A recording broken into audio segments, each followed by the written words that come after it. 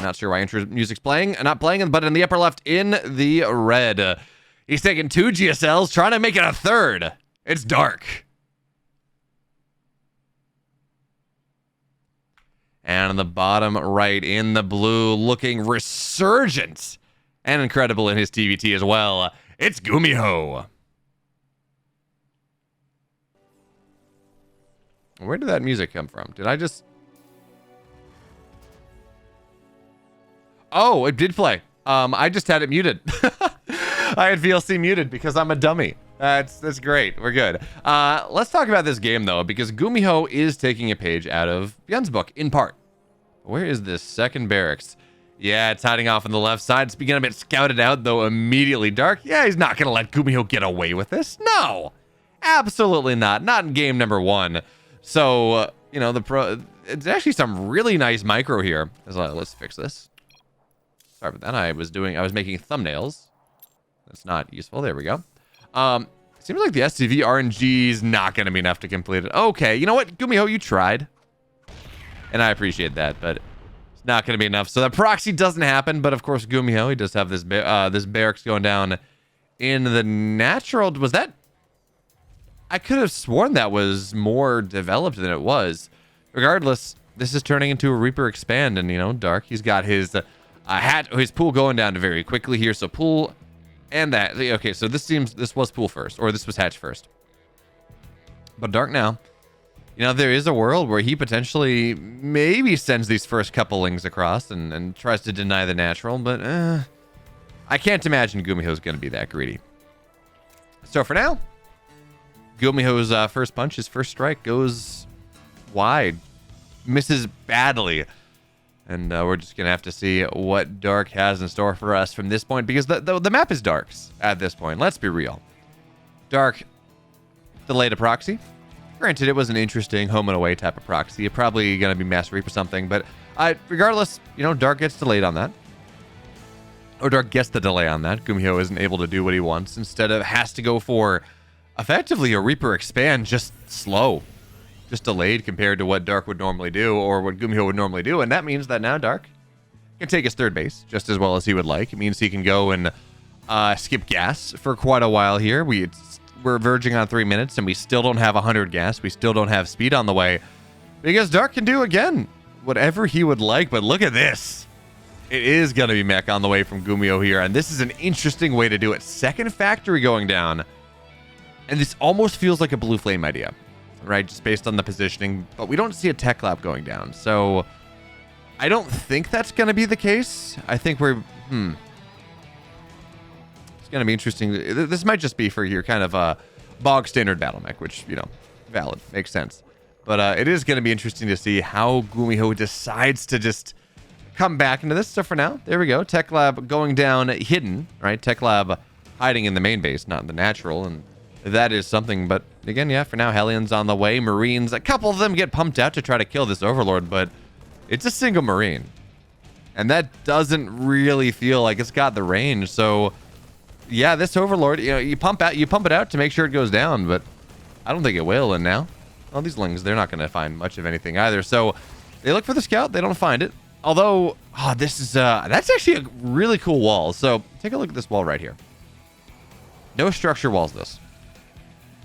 But I believe a single Hellion is going to go and actually... Yeah, there we go. So a single Hellion can squeak through. A single Hellion can hold the gap, and you put a supply depot behind. So if there is a big run by, if Lings try to do something and you're worried about, you know, things getting knocked down, instead you open the depot, Lings try to run through, and you just have this horrendous little bit of a choke that you can just kill all the Lings through, and it's fantastic. That being said, this is going to be Blue Flame. After all, tanks coming from the factory in the main, Hellions out of the natural... And I feel like I'm a little surprised to see tanks, actually. You would think you might see Cyclones at this point, but I guess Gumiho just wants to stay safe. It's going to be the play. So third base on the way for now. And Blue Flame, 2/3 the way done, but it's not like there are a lot of Hellions here. We have 6 on the map. Not a lot of pressure available to Gumiho, but adding in that third factory now. And by the time Blue Flame is done, he's going to have 8, 10 Hellions, something like that. And Dark doesn't really seem to have a read on what's happening here. He went quick lair, quick Baneley nest. Seems like he thinks this is bio. And that's interesting. Although that being said, this is also going to be a quick layer for Spire. And Spire against this type of mech, actually, that Gumiho is playing can be incredibly powerful. Because you pop 8, 10 mutas, generally, you know, some 10, 13 mutas onto the other side of the map, and there are no Thors. You know, Cyclones against this, there are no Cyclones. It's Hellion Tank, all right? It's a very powerful ground army. It's going to shred Lingbane Roach, but... well, for now, the Hellions are going to try to dive in. Blue Flame gets revealed for the first time here by the drones. Very little damage. And the Queens are there well enough in time, so that doesn't find anything. And now, you wanted a reveal? There's a reveal. Dark knows exactly what's happening now. Or at least, you know, he knows the rough strokes. So, Hellions will not be able to find their way in. They're not going to find that value. And now, Spire's halfway done. No anti-air on the map whatsoever here.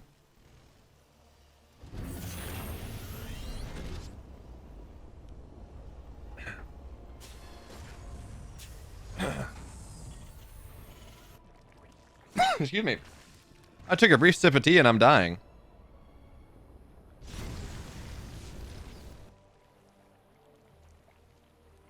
Yeah, Thor's coming here. That, you know what? Gumiho, let's see. So what does Gumiho have seen right now? He's seen double gas on the third base. He's seen only Lings and Banes. And that is kind of it. But I think realistically, seeing the scant few Banes, I mean, we have 5 Banes on the map right now. Really not a lot of Lings and just this mass Queen pressure. It makes, or this mass Queen defense, it actually makes sense that Gumiho might be, or that might expect the mutas, just because there really has not been a lot spent into anything really for the defense here. So mutas, they're going to flap topside as Gumiho finds his way onto the bottom a little bit. Ling, what is this? A Ling counterattack getting set up.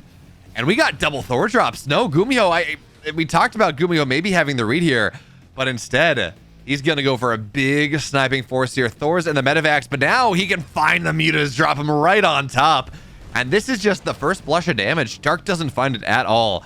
Meanwhile, on the other side here, Tank. Tons of Hellions, a couple Marines. It feels like Gumiho wants to go all in on this, but I don't know that he's going to be able to find the time or the tempo. Banelings, though, into the third base. There's no defense here. 9 workers go down. Well, that's a good way to kind of prevent things from happening there. Gumiho wanted to go timing. He wanted to go, I don't know, all in is the term, but he wanted to get pressure. And then he just loses 10 workers, and no, it's dicey. This +1 mech timing coming out of Gumiho here is not going to work out at all. Where are the rest of our mutas? Okay, that's a great catch. That is a great catch there. Those Banelings aren't going to get much done. So we have the mutas on the right side. Okay, now they're going to join themselves together. But we're already at 4 Thors. 4 Thors shred this number of mutas. It's just not even close. So you drop them off. You find value there. Hellions on the left side. They will find this bottom side base. But for how rough Gumiho's early game was, right? That proxy was canceled. Dark had the map. He didn't even start speed until after 3 minutes. Gumiho's in a, not a horrible spot. It's not great. Dark is starting to max out. He's got 5 bases, 78 workers. That's pretty solid. But all that being said, the army that Gumiho is building with this +1 mech, with soon to have +2, this you get him to like 160 supply, 170 supply on this +2 timing. This is an army that absolutely can walk across the map and just find tremendous value. So for now, the mutas, they're going to try to fly in. They're going to get a missile turret, maybe a couple SCVs as well. But you got the double Thor drop defensively. So this, yeah, they're going to be able to zone this out. No damage, though. Well, damage to the mutas, but no death on the mutas. So they're going to be able to regen rather easily here. Thor's on the front line. You got to be careful with those. They're so important. So mutas come in from the right side. Big surround coming in from Dark here. But the Thors, they're getting hot dropped. They're getting saved. The mutas get nothing done. That magic box is not so magic at all. He's a failed tier 2 magician. But still, Dark finds his way into the mineral line here. The Roaches, they're just dying. The Thors, they do so much. More DPS than a DT is a great thing. But even still, 20 workers die. So yeah, you know what? The army of Gumiho fights the army of Dark incredibly well. But that's until the Biles land, and that is just not going to do it here. Dark comes in like a sledgehammer. Tier 2 magician he may be, but he's still getting paid to entertain your kids at their birthday party. And they're laughing anyways. Despite, clearly you can see the sleight of hand here. It doesn't matter. Dark sledgehammers through. These Thors, they're going to have to get repaired. They're so low. Biles land. Don't get the Thor, though. And now the Roach is on top. Thors continue to fall here. 190 army supply to 104. And Gumiho, he's going to take game number 1. Or Dark, excuse me, takes game number 1. In the bottom left, in the blue, he's down a game here in this series. His mech didn't quite work. He gets sledgehammered by the amateur magician. It's Gumiho. And in the upper right, in the red. His card tricks may be interesting, but still, you can swing that sledgehammer at your knees. It's Dark. Sometimes I love player intros. Sometimes I hate player intros. This is one of the times that I just hate. that was rough. But regardless, Gumiho's going to try to do the same thing he did in game number 1, and it's going to get scouted again. Someone's prep was a lot better. Someone's prep was a lot better in this series, and his name is Dark. He's just... There we go. There's the proxy. Now, of course, Dark has not gone, and... gone for pool first. There's no hard counter there, but he's going to deputize some drones into the natural. And actually, this time, it's going to be a little late. The proxy is just a little bit too far away. So this command set, or this barracks, excuse me, will complete here. The Reaper is going to get out of it. Now, well, that just means the SCV plays a ring around the rosy for a time, but this is already a bit of a win coming in for Gumiho. He forces 3 drones off the line. They're not mining. It's just economic losses. And behind this factory in the natural. So we're not going to see the Bjorn type of play that we saw from Dark at least attempt in game number 1, where it was barracks, proxied, barracks at home, go from there.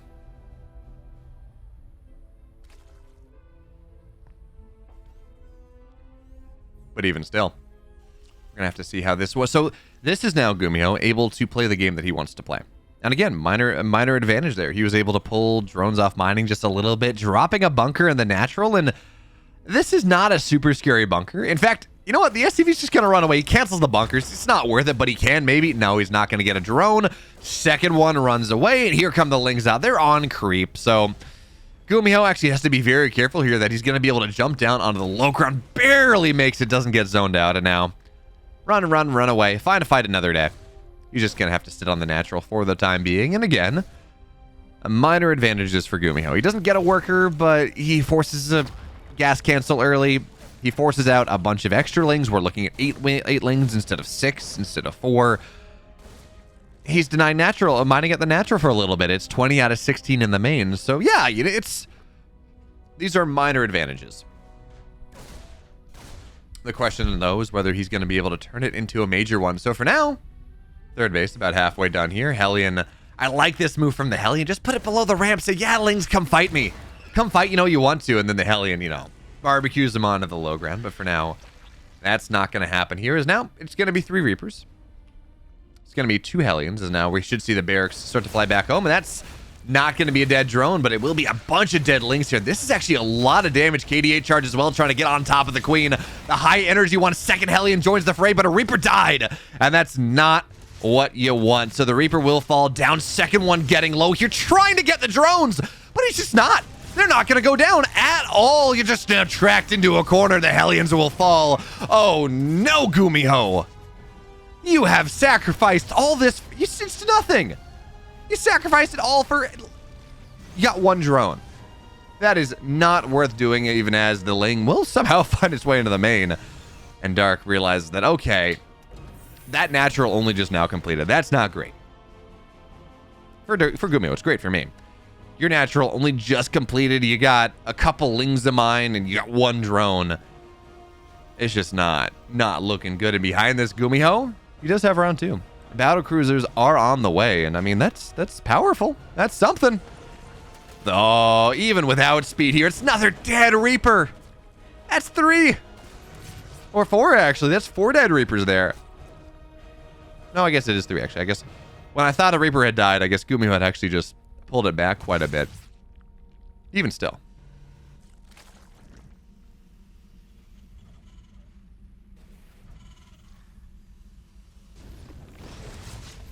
And yeah, we got battle cruisers on the way. Unless Gumiho is going absolutely unhinged play and decides to do the build that we saw Future do in the NA Apprentice the other day, where he went battlecruiser into 4 ranged liberators specifically to snipe queens. The most unhinged play I've ever seen. He won the game, but it was because he just had his opponent outmatched. Absolutely maidenless behavior. That being said, we do have battlecruisers on the way. This Reaper should not get out, but it will. Actually, Queen's not in the right position. So Reaper gets out. Full scout of the main base. Now, Lair on the way. Dark has so much gas. And it seems like roaches are just going to be the name of the game for now. As he builds 4 overlords, 5 overlords. Pump them. Pump the roaches.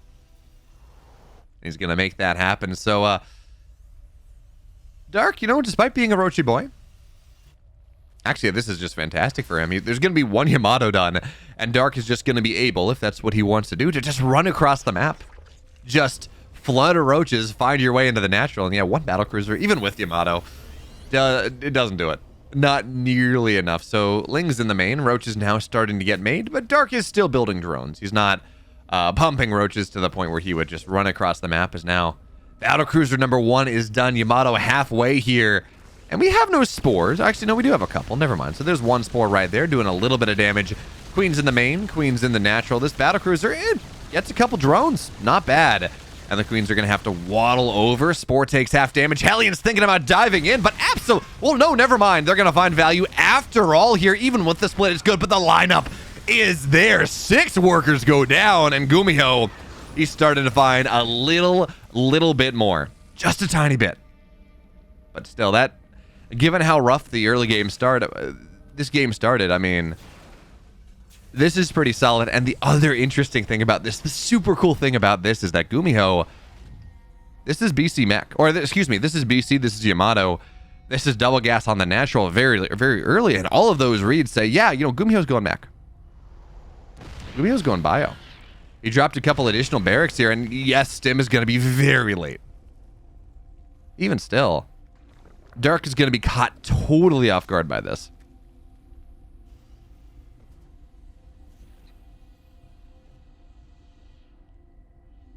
So Spire on the way, 1-1 on the 1-1 Roach is getting made here, or eventually 1-1 upgrades on the way, but there's 1-1 for the bio, and, you know, you add a couple more battlecruisers going on up to that magic number of 3.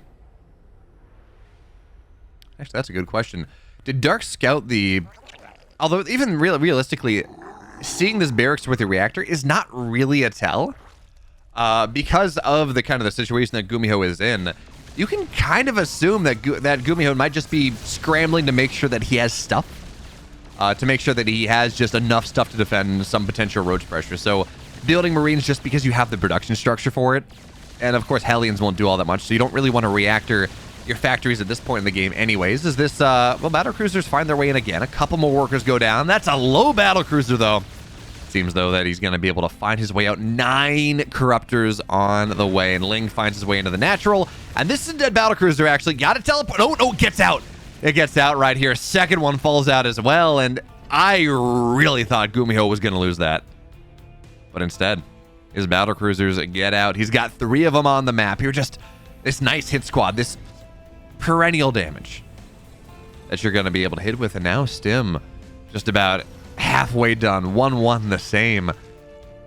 Now, what Gumiho needs, he needs to start building some Marauders. He needs to get ready to move into that, I would think. I'll get Concussive Shell to really deal with these Roaches and Ravagers, but instead, this is Marine Tank behind this. He's adding a second factory. And does he turn this just into, like, what would truly be Biomech? That'd be kind of cool. But for now, the Corruptors try to find their way on over. Snipes and battlecruisers. SCVs on the repair. Actually, it's just going to have to teleport out, running away. And now that's a long cooldown. Yamatos go down, though. And that's going to be rather nice. But now Corruptors in the main. They're looking for their snipes. They're looking for a shutdown. They might be able to get Stim here. But no, they're not going to be able to do so. Viking just dies immediately there. But another Yamato kills a Corruptor. And Dark, what's your timing look like? That's the question we ask ourselves now. How do you want to run across the map?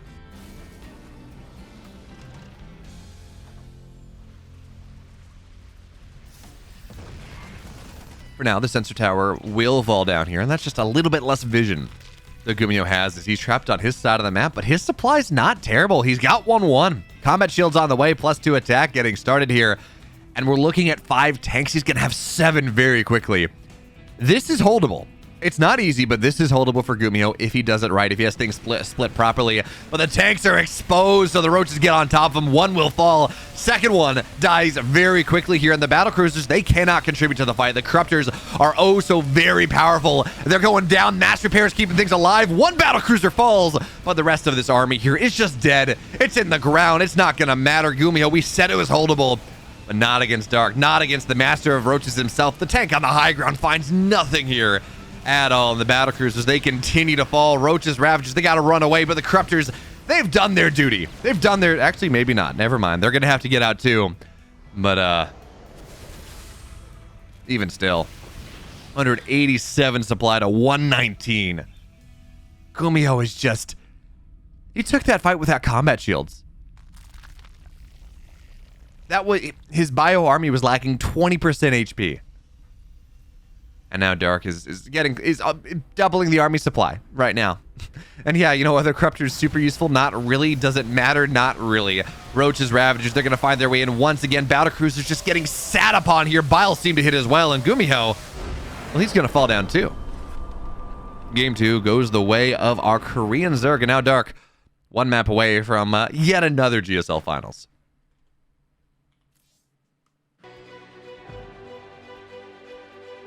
And in the bottom left here in the red, up 2-0. His reads, impeccable. It's working out very, very well. He's Dark.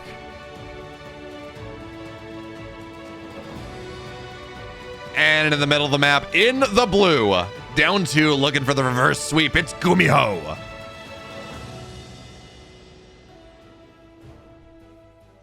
And what a weird proxy location, all right? Okay, this is TVP. I understand that, but I don't know that proxying your racks like this against the Zerg does all that much for you, just based on timings. But maybe Gumiho has mapped it out, and maybe this means the Reapers arrive just fast enough that you maybe get a little bit more damage done. I legitimately don't know.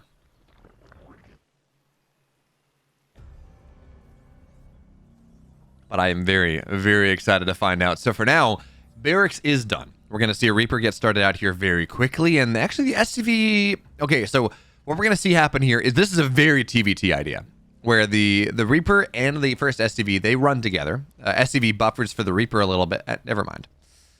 I'm like, okay, this is interesting. I don't know how valid this is, but it seems to be what Gumiho's doing. And then he just kind of waited a little bit. I guess this is just to kind of for the delayed SCV scout to SCV going out at the normal time. So Gumiho's going to get the scout out here. Drones pulled preemptively to the natural. And just want to deny any sort of bunker going down, because Dark has learned what Gumiho wants to do in this series. He's got a really solid idea. So for now, Reaper shows up into the natural here. Let's see what we can find. Nothing, actually. Drones pull back up into the main. That being said, though, it is just a little bit quick, so Lings aren't out yet. Neither are Queens. Doesn't get the KD8 charge properly.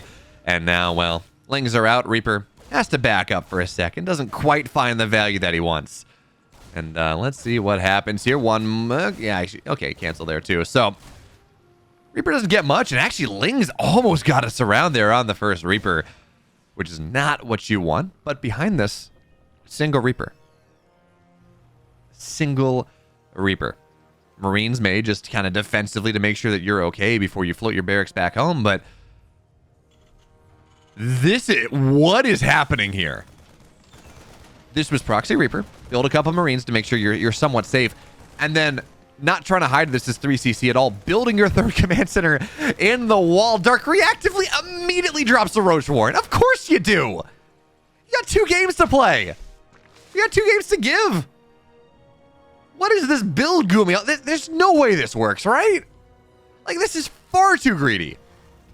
And behind this, he's going back. He's getting a second barracks. Or he's getting a second factory, excuse me. But reactor on this one, there's got to be a tech lab. We have to see Cyclones out on the map for Gumiho right now. That's the only way he holds on to his natural. And I don't know. I mean, I have very little faith in this working.